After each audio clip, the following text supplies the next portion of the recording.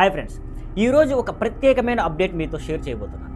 మన తెలుగు దర్శకుడు సుజిత్ ఇప్పుడు ఒక కొత్త లెవెల్కి చేరిపోయాడు. ఇప్పటి వరకు రాజమౌళి, ప్రశాంత్ నీల్, లోకేష్ కనకరాజు లాంటి వాళ్ళు మాత్రమే ఈ స్థాయిలో ఉన్నారని అందరూ చెబుతుండగా ఇప్పుడు ఆ లిస్టులో సుజిత్ కూడా చేరిపోయాడు. ఏమైందంటే పవర్ స్టార్ పవన్ కళ్యాణ్ గారితో చేసిన they call him OG cinema ట్రైలర్తోనే సుజిత్ ఒక సెన్సేషన్ క్రియేట్ చేశాడు. ఈ సినిమా ద్వారా ఆయన సినిమాటిక్ యూనివర్స్ కాన్సెప్ట్ని ఇండియన్ సినిమాల్లోకి తీసుకెళ్తున్నట్టు హింట్ ఇచ్చాడు.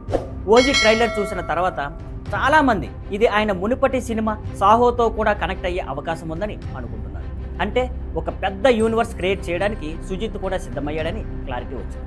ఇలా చూస్తే ఇప్పటి వరకు మనం బాహుబలి యూనివర్స్ని రాజమౌళి నుంచి చూసాం, కేజీఎఫ్ యూనివర్స్ని ప్రశాంత్ నీల్ నుంచి చూసాం, ఎల్సూయిని లోకేష్ నుంచి చూసాం.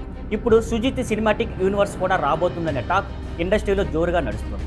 అంతేకాదు సోషల్ మీడియాలో కూడా ఒక పోస్ట్ వైరల్ అవుతుంది. Sujeeth join the elite list of directors with back to back 100 crores opening days.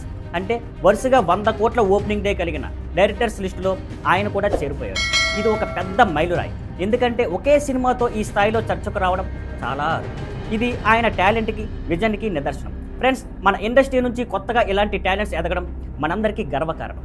మరి సుజిత్ గారి సినిమాటిక్ యూనివర్స్ ఎలా ఉండబోతుందో, ఆయనకి ఇంకేం సర్ప్రైజులు ప్లాన్ చేశారో తెలుసుకోవాలంటే ఆసక్తిగా ఎదురు చూడాల్సిందే. మరిన్ని అప్డేట్స్తో మళ్ళీ కలుద్దాం. See on Skyline networks. Thank you for watching. Please like, share and subscribe.